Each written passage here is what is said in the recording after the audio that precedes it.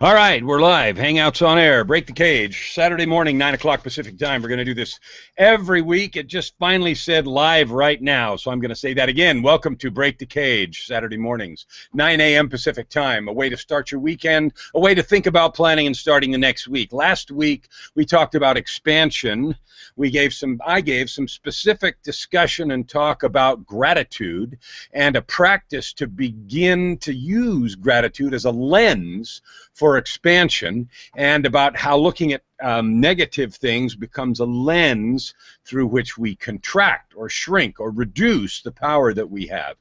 Today I want to talk a little bit about what is a cage. So one of the videos that I have out that I get a lot of comments and a lot of referrals from is one on my website, and one that is on one of the websites, with several websites. But anyway, it starts out, what are you doing in a cage? And so I get a question all the time about what is being in a cage. And you know, when we think about animals in a cage, we think about them being locked up, prevented from running away or doing other things. We put people in cages in prison to prevent them from, hurting other people or continuing to do things that are not okay.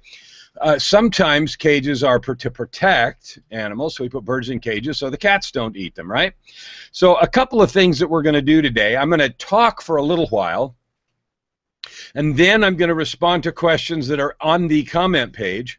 And then after that, I'm going to invite everybody in to have comments live if they want to. Now, if you have a particular comment you want to make, or you want to be live earlier than that, put that in the event page, in the comment area down below. And if you're watching later, of course, there won't be any getting in live. But hey, please put your comments on YouTube or in the Google Plus page. Great. So I have a question. And the question I want to ask today is this.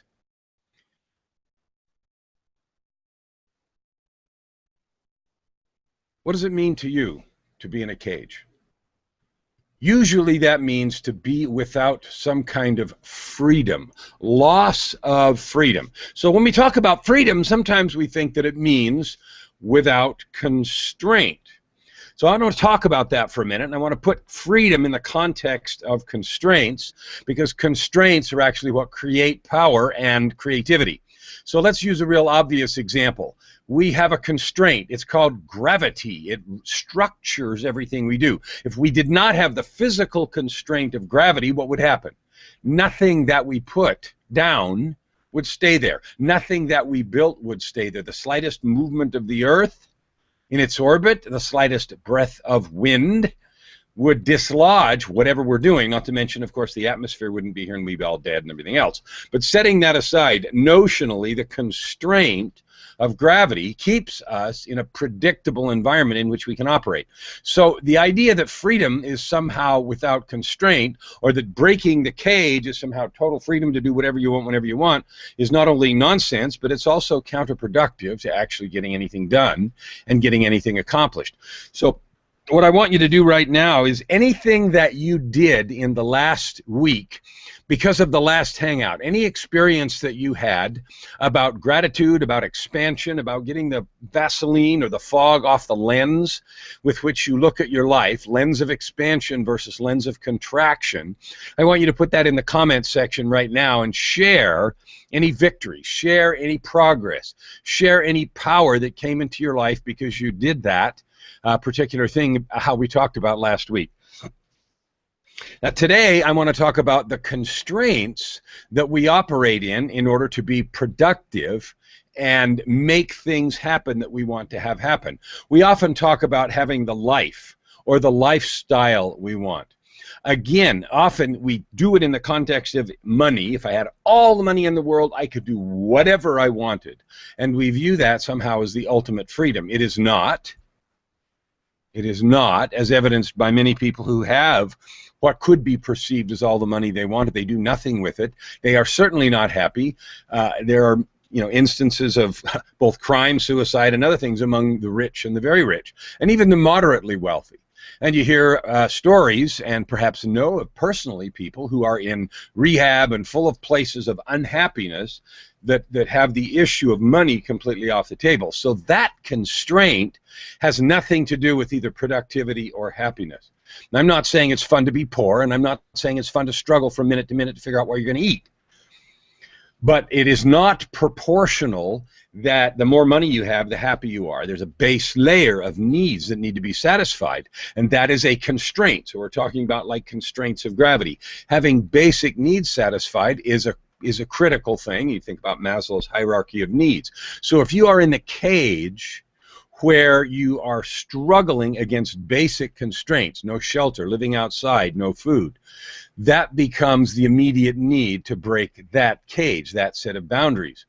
But after that is satisfied, our mind then turns to other things. We then run up against what are the most prevalent constraints, particularly in North America at least, and those are self-imposed constraints. Those are the limitations on our productivity and creativity that we put on ourselves. So let's take some examples. Some examples might be this. I imagine that I'm going to get in shape. We use physical things a lot because they're easy to understand and because we happen to have an out-of-shape obesity epidemic, particularly in America, but in North America as well, and in some other countries. But let's just talk about that one. I use that one as one that's powerful to me because 20 years ago I was 100 pounds, almost 100 pounds, 80 pounds overweight. You commit to yourself, you're going to make a change in that area, and then you run up against a self-imposed constraint. Not today. I don't have time. I don't feel like it. I don't feel good. I worked out yesterday a little bit and I'm tired. Oh, I got up late and I can't do that. Those are self-imposed constraints. Really what they are is excuses, right? They're reasons that we manufacture to not break the cage of our indifference, our unwillingness to make change, right? So let's talk about personal constraints that are good, and let's talk about constraints that are actually bad. Constraints like gravity are good. Constraints like rules and laws in society, constraints about protecting each other, constraints about not exercising freedom to the impingement of others' rights. Those are all boundaries and things that make sense in order for us to exercise creativity and the freedom of expression that we have. Now let's talk about the self-imposed constraints, which are the ones that I deal with normally as a coach. Okay, so I have clients. Right now I'm going to use this as a composite client, examples from all my clients that I put together. I have clients that are physically not in the shape they want to be in. They talk to me all the time about fitness regimes, about changes they want to make. And when they don't, and make up whatever excuse they want to make up, right? They call them reasons at the time. Well, the reason I didn't fill in the blank, right? And as soon as any sentence starts with, well, I don't have to hear the rest, and neither do you. You know what comes after that is a bunch of nonsense, okay? So the reasons that they give there are simply excuses they tell themselves to stay where? Locked in a cage. Now, one of the most important things about making personal change, breaking free, exercising personal freedom is truth and honesty, right? If you're somewhere, let's just pick one area of your life. We talked about physical things, but let's move to relationships. Let's move to money or job, either one. If you are somewhere in a health situation where you are not happy with your personal health, your pulse isn't what you want it to be, your resting heart rate, your blood pressure, your cholesterol, your vitality and vigor, they're not where you want them to be, right? You have a couple of choices. The choices that you have are to think of the reasons why you need to stay there. I'm tired, I don't have time, there's nothing close by, I can't stay motivated, to think of all those reasons. Or you can simply get outside those constraints. In my language of coaching, I call that breaking the cage. But you can find a way to make those things happen anyway. So on the one hand, we have reasons. That's what we call them. Someone else looking at us would call them excuses. So we have reasons or excuses why we don't accomplish the things we want to. Those are the self-imposed constraints we talked about. And then on the other hand, we have ways. We find a way to get it done. So let's talk about a sports example for a minute. Just a couple of days ago, yesterday I think, was an amazing leg of the Tour de France, right? Now, many of the top contenders are out, and maybe you don't follow it. Tour de France is a 21-day bike race around France. It is the premier event in the world for bicyclists. There are a number of other races, an Italian one and Spanish one, and a couple in the U.S., Colorado and California, and so forth. But the Tour de France is like you know, the big dog. So many of the big contenders are out. A lot of miserable weather the first week, lots of crashes, lots of rough roads, cobblestones, and so forth. So last year's champion is out, and a couple of other, at least 2 other major contenders, team captains, are also out. In fact, at least 3. So one of the ones who was a favorite is still in. And yesterday, he was already a little bit in the lead. And yesterday, it was a difficult stage, a lot of mountains, and you know, difficult finish up a category climb they consider to be outside category, really steep, right? And he took it upon himself to where the last half hour of the race, all of his teammates that help him along and everything, they were gone. They had already been left behind. It was like 3 or 4 people, and he took it upon himself to find a way to dig down in himself and to win. He won not only that stage, but he lengthened his lead above every other contender. And the bicycle race, I'm not an expert on this by any means, but they ride in groups, and they do it so that they can, you know, draft from each other like you do behind a car, and you can do that, I guess, behind other bike riders. So they do it in a very calculated way, but all of his teammates were gone, left behind, and, you know, so forth. So he found it in himself to take the lead, to move out ahead by almost an entire minute up a mountainside and extend his lead over his closest competitor by nearly a minute, 40-something seconds.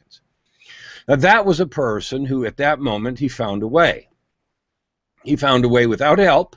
He found a way against the odds. He found a way up a mountainside to create the kind of result that he wanted. So that would be an example of breaking the cage. Now, we all know incredible athletes, stories of incredible athletes that do incredible things.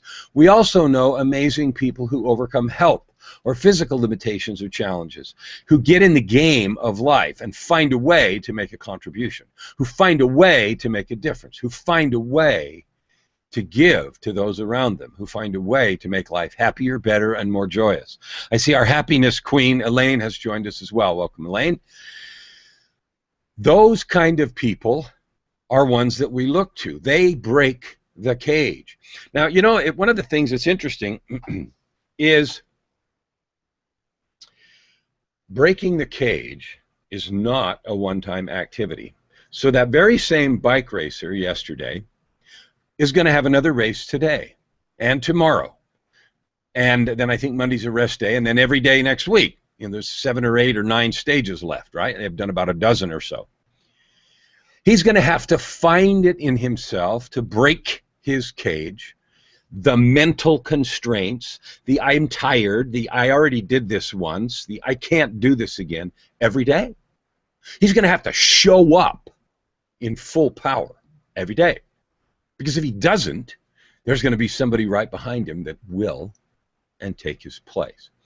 So one of the key pieces is of breaking the cage to understand is that it is a process, not an event. There are periodic breakthroughs. There are times when you have a breakthrough. Something shifts about the way you see something. And you hear people use that language, I had a breakthrough. The breakthrough that you have in your mind is only the first step. In fact, it is a small step. It is a small step. A necessary and critical, but small step compared to the steps that follow. Holy cow, Kellen, what do you mean? Well, the steps that follow are consistency, application. I can have the most amazing breakthrough in the world and understand an amazing new way of looking at something. But if I don't implement it, if I don't create an implementation path, a repeatable execution strategy, that breakthrough won't mean anything.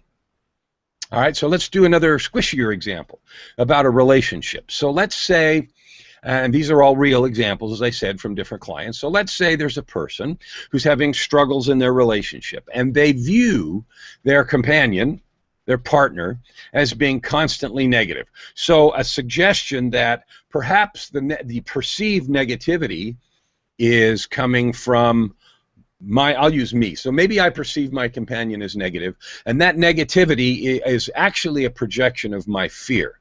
I'm afraid that they won't like me. I'm afraid that somehow they'll think less of me. And so I use that fear unintentionally to create this negative perception, right?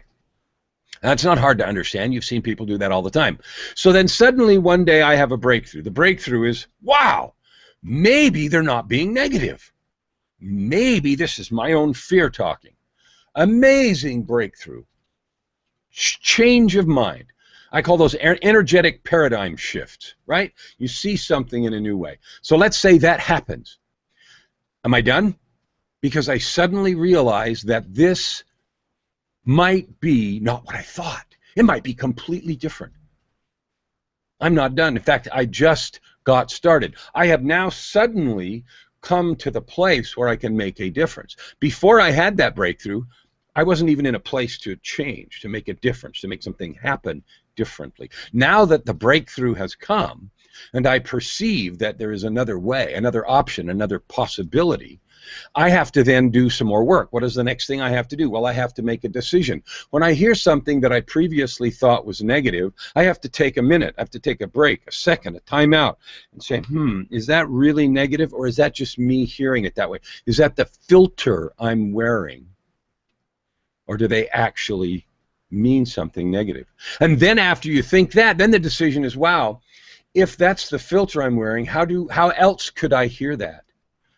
How else could I hear that? How else can I interpret this situation, right?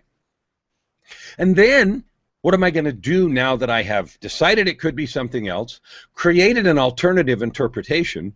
What am I going to do? How am I going to respond? Because my neural pathway has been, here it is negative, get defensive, and perhaps get angry or withdraw. Here it is negative, get defensive, and withdraw in my shell. Or here it is negative, get defensive, and lash out. One of those two are, pretty typical responses. Now I hear it, I stop, I say maybe it's me being afraid of something, maybe it's just a comment, not an observation, it's not negative at all. Okay, what else am I going to do? Okay, I'm going to say what? I'm going to say, tell me what you mean, without a negative overtone. Or, wow, I hadn't thought about it like that. Help me. Tell me some more. Or some other way. But the point here is not to give you a map how to do that in this 30-minute hangout, but to awaken you to the reality that the breakthrough is the first step. So the process of change that we're going to talk about has 3 parts to it. First of all, you have to have an intention to change. So you have or create a breakthrough, a paradigm shift, a change, and then you have an intention to do something different. Okay, I understand that those things aren't negative. I intend to stop myself, to create a new possibility, and then to act in a new way. That's my intention. And then I have to make a choice. What am I going to do? What is it that I'm going to do different? And what do I expect as the outcome? And if the person, since this is not a solitary thing, working out is a solitary thing. You pretty much depend on yourself to go work out, right? But in a relationship, there's another person, another variable. So this is even more complicated, because what if the other party doesn't respond the way you thought or the way you intended? Again, you have a choice. Immediately back into, well, see, I knew it wouldn't work anyway. Stupid, they really meant it like I thought anyway. Right? That's one choice. Or another choice is, wow, maybe this is new and they don't understand this, so maybe they're confused about the new reaction that I'm choosing to demonstrate at this moment. Right? So the key isn't just make a choice and then do a new thing, particularly when there are other parties involved. This would be true at work. It would be true in a relationship. It would be true between parent and children. It would be true between friends. There's all kinds of ways, and so you have to have an intention first. You have to make a choice about what to do about it, and then you have to follow through. You have to determine that the outcome you want is valuable enough to stick with it. So the question is the outcome I want valuable or powerful enough to stick with my new choice? Right? So the first piece is an intention. I intend to do something different. And that's assuming you've had the breakthrough, the change of paradigm. I intend to create a different outcome. Then I decide on a path. Here's the path or the behaviors I'm going to do to get to that new outcome. And then the third part is, okay, is it worth it to me to take all of the steps necessary? Now, we've outlined it for a relationship change or getting along, whether it's with a spouse or with a SO, significant other, or work, same thing. In your personal life, it's the same thing. If you have a habit you want to change or a health situation you want to change, I realize I'm going to die soon if I don't lose 100 pounds, right? Or I'm going to not be able to play with my kids, or my life isn't going to turn out at all like I planned, or I'm going to have significant health challenges. Me, 20-something years ago, right? 22 years ago. That was my intention. That was my breakthrough. My intention was I'm going to change this, and I made a decision about how to make that happen. And then, in fact, I stuck with it, and I lost about 90 pounds and ended up looking like a stick and had to put 10 back on. I overdid it. Very consistent with my character, like to the wall or don't bother, right? Had to back up 10 pounds. Okay, cool. So that is the teaching for today about how to organize the process of breaking the cage. We talked about constraints that are appropriate and necessary, so the context of our changes matter. We talked about constraints that are external and internal constraints, which are the ones that we actually can do something about. Gravity we can't change, other people we can't change, our own behaviors, reactions, thoughts, and decisions we can change. And we outlined 3 parts of a process to make change happen. Breakthrough, I guess 4 if you count that, breakthrough, intention, plan of action or decision, and then perseverance or execution.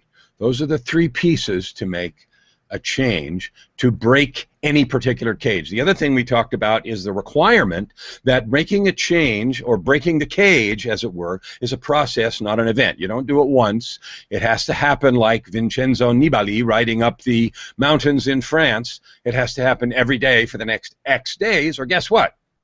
He's not going to win the Tour de France. He'll get to go down in history as with a feather in his cap for having won this awesome stage yesterday, I think. But he won't get the yellow jersey at the end. His name won't be in the book as the winner of the 2014 Tour, right? Got to show up every day and do it again. Okay. So I'm going to go take a look now and see if we've got questions, comments, and then we will invite people in and see if they've got things they want to add, subtract, multiply, divide, or otherwise contribute. I need to ask Joy, who is acting as my monitor, if there are questions or comments. Yeah. There are. Do I need to bring people in right now, or can I answer some? Oh, you can bring people in right now. All right. Who should I bring in first? Well, Chris had a comment. Ah, here's one. Grizz, to what extent do our self-imposed constraints reinforce our sense of identity? Example, I want to be thinner, it's part of who I am. If I actually get thinner, being the person that wants to be thinner becomes more difficult. Okay, that's an interesting question. If you want to be thinner, if in fact, so let's just look at the question. I want to be thinner because it's part of who I am. If in fact, so I'll use me as an example, I had not been heavy as a kid, so I had been in good shape and healthy as a kid, so it in fact was part of who I was. When I got thinner, I no longer needed to be the person that wants to be thinner. So you're right. It does, in fact, become more difficult, but it also becomes not necessary. So let's say I'm in a relationship and I'm a grumpy old cuss, and I choose to change that. I make a series of decisions about how to change that. I take one of Elaine's laughter classes, and I get to be looking at life more jovially. I quit being a grumpy puss, and then I no longer need to want to be a more jovial person because I am in fact that, and the fact that part of who I am is a reality instead of an imaginary. So it's part of who I am in my mind moves to it's part of who I am in reality. When it's part of who I am in reality, then I don't need to worry about that. So that great question. Thank you, Kristen, for bringing that up. Other questions? Who do I need to bring in, Joy? Well, there's Elaine, there's Preston. Elaine, you want to come in? You have a question or comment? Well, I'm here in the Hangout, so I'll say hello.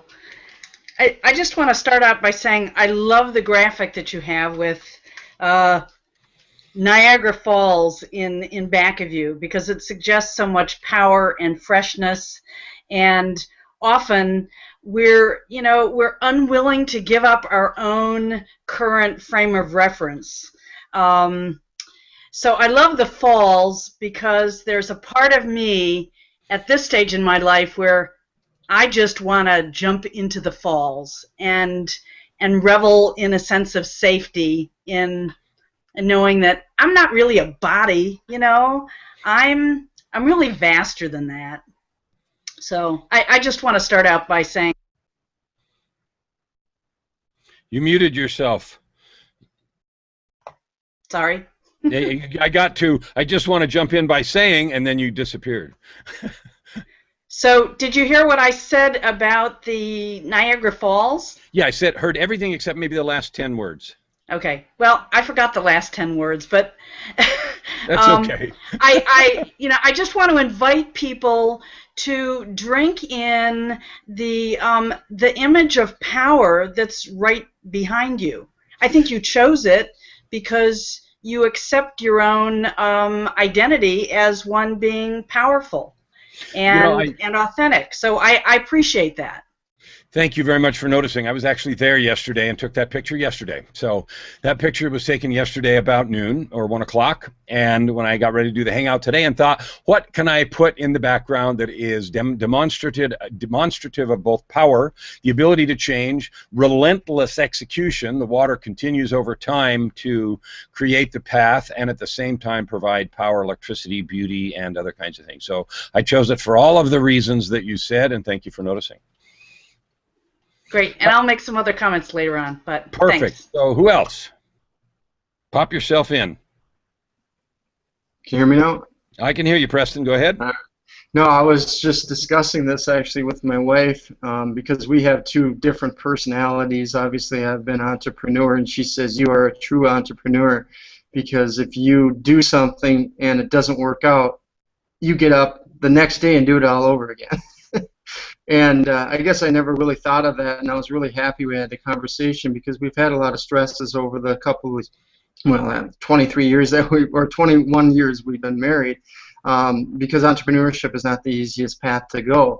But I do know that you do have to break that cage every day because if you don't, you just basically stay in there. It's kind of like that old, saying about, if you put a fish into a little bowl, he's going to keep on swimming around there. He doesn't know he can break out of that. And you put him in a lake or something, he's still going to be swimming around that circle because he doesn't know that cage is now open. So I think it's really good information. Thank you very much. Thank you for being with us today. And also, I really want to congratulate you. Anybody who stayed married for 21 years deserves a round of applause. Congratulations. And an award for being consistent and persevering. So good for you. Thank you. Appreciate it. All right, great. Who else wants to jump in and give us some wisdom this morning?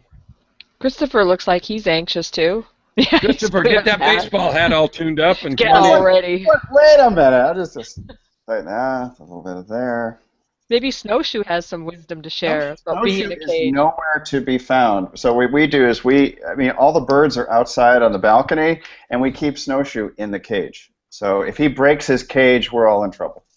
So in that case, you're protecting the birds, not the cat. We're protecting the birds, actually, outside. Well, unless you need the bird population controlled. No, there's so many stray cats around that, they overdo it on the bird thing. But, this week was good with respect to breaking out of some of my constraints with meeting and influencing people who are highly influential. So that was very interesting. It was just a shift. I mentioned that to Kellen earlier this week, that Monday was somewhat of a revelation as to how things could change. Well, that's fantastic. And, again, one of the things that is so critical, Elaine reinforced it as well, is this is not an event, it's a process, and it's something we have to bring our power to and our choice to every day. Break the cage, break it again, break it again, break it again, because as soon as we don't, the old ways of thinking, external constraints, I can't do it, all come in, and I have a name for that. I just call it energetic inertia. We get used to gravity. If I go out and take a run, gradually I slow down and I get tired because the gravity is always there. What we don't often realize is the opposition, the energetic inertia, The inertia to slow us down is there in our bodies. We're decaying, we're dying all the time, despite how much we exercise and eat and everything else. Our bodies are aging. That's just part of natural processes. Creativity is the same way. Bringing creativity is something you have to bring every day. You have to overcome the inertia that wants to do nothing, to sit. The law of entropy, the second law of thermodynamics, and for those of you that don't know what that is, sorry, but it, it tends to do nothing. Tends to go to the lowest energy state, a state of disorder. And we have to actually bring energy every day to create, to be somebody, and to do something. And so that, bringing it every day and that shift you're talking about is spectacular. Thank you. What else? Who else? Who else? I do. Wave. Hi, Joy. Come on in. Hello. So, like this past week has been somewhat interesting. You talk about inertia, somebody dumping coffee all over my laptop, and it ended up being okay. There, yeah, and I don't even drink coffee. So, things like that you think, today's a good day. Oops. But, it worked out that, it didn't destroy it, thankfully. But, or getting the rental car picked up in the middle of the night and realizing we crossed the border with expired tags, which could have pounded the car. But just you think things like that, you have a plan involved, and all this stuff happens, and you think, oh, should I just stay in bed? But on the other hand, like when we were talking about it, Kellen, and posted some things in another Hangout, it's just, how you react to things or how you choose to react to things, makes a big difference in the outcome, of your day or your week. I mean, these things happen to everybody. Maybe not those exact things, but they happen to everybody all the time. So it's how we deal with it and how we continue to move our, goals forward and our things forward instead of just wallowing and giving up and saying, see there, I can't, kind of stuff. So it was just an interesting shift watching in myself that you just let it roll off and just, I know what it is. It's that 50%. We had a great speaker at our mastermind, or a great participant. She talks about, the 50% rule, where 50% of things you can control and 50% of things you can't control. But too often we spend our 100% of our time, or a good portion of our time, on the 50% of stuff that we have no control over. Talk about that type of inertia. I mean, but if we spent all of our time being impeccable in the 50% of stuff that we can control, can you imagine what would happen to our lives and our days and how much we would get done? So in thinking of all these things that happened this past week, or those couple events, I thought, impeccable in my 50%, baby. That's my wisdom for the day. So I love that. I was at that mastermind. Impeccable in your 50%. That's something worth writing down. It was Dr. Sharon Resnick, who is a business psychologist. She's part of the mastermind that we were at, and she's one of the participants. And I really enjoyed working with her. I helped her do some stuff, and she also talked about a book that she has, which is really interesting. And it is worrying about the things that we actually can control and worry about. Perfect. Anything else? Elaine, are you back in? Come on in. Yeah, I'm back in. I'd like to talk about the different forms with which the cage shows up. When it's not showing up as like other people, but it's showing up as the devils in your mind. For example, you wake up in the morning and, you just notice a sense of dread, or an old voice comes up saying, you're going to screw it up again today, or you're not going to be effective enough. And, and they're all lies, but sometimes you might notice either a voice or a feeling. And what I wanted to share was a recent technique that I learned. It's called the release technique, where you notice every resistant bad feeling that's coming up, and you just make the decision to A, acknowledge it, B, notice maybe how intensely bad the feeling might be to start out. And then you have a little dialogue with it. You're saying, okay, feeling, or okay, resistance, do you want to leave or do you want to stay? And most of the time, it'll come back saying, hey, baby, I'm here to stay. So then the wiser part of you has a dialogue and says, you know what? I love you if you're going to leave, or I love you if you're going to stay. I love you. I love you, resistance. I love you even more. I love you even more. I love you even more. And then you begin typically to start noticing the energetic feeling, tightness, pattern, whatever it is, starts decreasing. And you might ask yourself, okay, so what's the number at now? And maybe it's gone down to a 3. Well, then you could just go through the process again, and then at some point you kind of ask, okay, resistance, are you ready to leave or are you ready to stay? And it might say, I'm ready to leave. And at that point, it's like you're ready to delete a file on your computer. And you say, okay, I set you free, delete, but you've been loved. And love has the capability to set everything free, dissolve the illusion about it, let it go. So that may be of help to some people. Love is powerful. That's a very, very interesting and powerful thing. That has a name. Some systems have give that process names. I love it. Thank you for describing that and bringing it in today. All right. I promised 30 minutes. We're at 35. I'm okay with being a little over. I just don't want to. I want to honor the integrity of the process. So does anybody else have anything to say? If you do, please put more comments in. Love to keep the dialogue going. Thank you, each and every one of you, for bringing your contributions, questions, thoughts. Kristen, I saw another note up there from Grizz, or somebody I couldn't quite see. Do you have anything that you'd like to say, Kristen, or any more comments? Oh, there it is. Let's check this out real quick. Yeah, do you want me to read it? Or do you want to read it?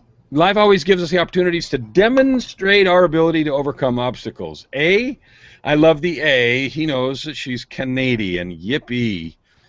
Thank you, Griswold. So, Kristen, do you have anything you want to add? Yes, it certainly gives us that opportunity. No question there. Kristen, you have anything you want to add today? Oh, I'll just add my voice, I guess. Yeah, it's amazing and wonderful, and I just feel so known by the universe, by God, when we get those opportunities. And so, again, it comes back to being grateful. It is, and if you missed the first Hangout, we talked a lot about gratitude last week. All right, thank you very much for coming today. We are going to be done. I'll sign off, and tune in next week, same time, 9 a.m. Pacific time, break the cage. And until then, it's a process, not an event. Break the cage now.